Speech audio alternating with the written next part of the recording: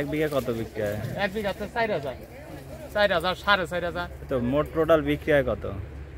মোট যদি ভালো ফলন হয় তাহলে মনে করেন 2.5 লাখ 2 লাখ 3 লাখ টাকা পর্যন্ত বেচা হয় একজনের একজন না।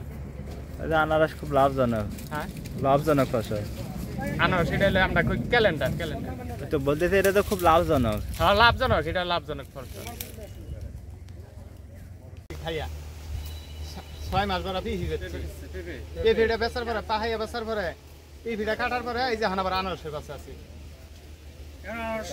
সাথী ফসল হিসাবে 3-4টা ফসল 3-4টা আবার মাঝখানে কত কত কলাও দেই আমরা। কলা শুধু আনারস করলে লাভ হবে না? না, খালি শুধু আনারস করলে ওরকম লাভ হবে না।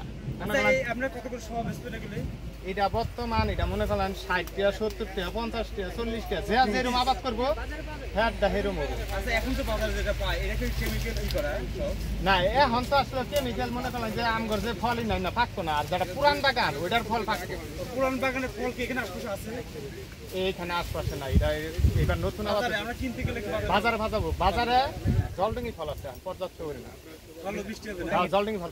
এটা সরকার 10 বছর পর পর ও অকশন দেয়। এটা এবার ও অকশন হয়েছে, অকশন হওয়ার পরে নতুন করে আবার হয়েছে। আমাদের যে বাগান ছিল না ওটা হলো কাঁঠাল গাছ, আবার বাদ ঝাড়ের বুগুল দেওয়া। না না ছায়া না কোনো যেত ওই তো আনারসের জন্য ভালো। এইটা হলো কি, এটা সরকার একটা পলট করে দিচ্ছে, এটা পলট।